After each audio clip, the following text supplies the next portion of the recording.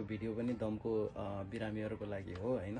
उहाँहरूले यसमा पनि धेरै मिस्टेक गरिराख्नु भएको हुन्छ हैन। अहिले चाहिँ अब मिटर डोज इनहेलर भन्दा पनि यो रोटाहेलर चाहिँ धेरै प्रयोग गरिराख्नु भएको हुन्छ हैन। बिरामीले यो कसरी प्रयोग गर्ने भनेर चाहिँ म सिकाउँदैछु। यो चाहिँ मेसिन हो हैन। यो यसको भित्र हेर्नु त यो मेसिन हुन्छ र यो चाहिँ औषधि हो है त, दमको औषधि हो र यसमा चाहिँ दुईटा चाहिँ पार्ट हुन्छ क्या। हामीले यसरी खोल्यौँ भनेपछि दुईटा पार्ट देख्नुहुन्छ यसमा। यो मेसिन हो है त।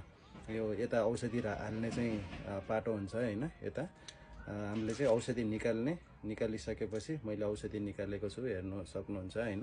यसलाई चाहिँ निकालिसकेपछि मैले चाहिँ यसको औषधि हाल्ने ठाउँभित्र हाल्छु है त। यसरी हाल्छु।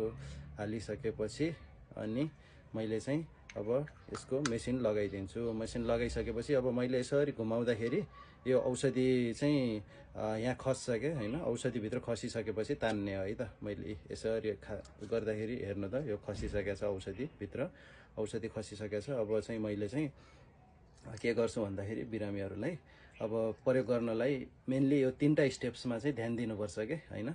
सर्वप्रथम त बिरामीहरूले चाहिँ लामो सास चाहिँ फाल्नु पर्यो, बाहिर फाल्नु पर्यो हैन, गरेर फाल्न लगाउने र यसलाई चाहिँ भित्र यसरी चाहिँ भित्र दाँतको बीचमा चाहिँ राख्न लगाउने र ओठले कम्प्लिटली सिल गर्न लगाउने र सरर चाहिँ तान्नुपर्छ। तान्दाखेरि चाहिँ यो मेसिनले यो औषधि चाहिँ बजेको चाहिँ सुनिन्छ, साउन्ड सुनिन्छ हैन। त्यसपछि हामीले अघिको जस्तै 10 सेकेन्डसम्म चाहिँ सास होल्ड गर्नुपर्छ के हैन। सास रोक्ने गर्दै चाहिँ 10 सेकेन्डसम्म चाहिँ रोक्ने र बिस्तारै चाहिँ सास फाल्ने।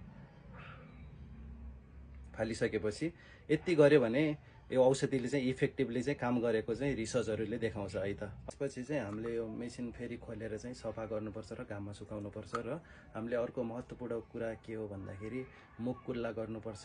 मुख कुल्ला गरेन भने तपाईलाई चाहिँ क्यान्डिडा भन्ने फङ्गल इन्फेक्सनले फेरि पनि सताउन सक्छ है त। हस्त धन्यवाद।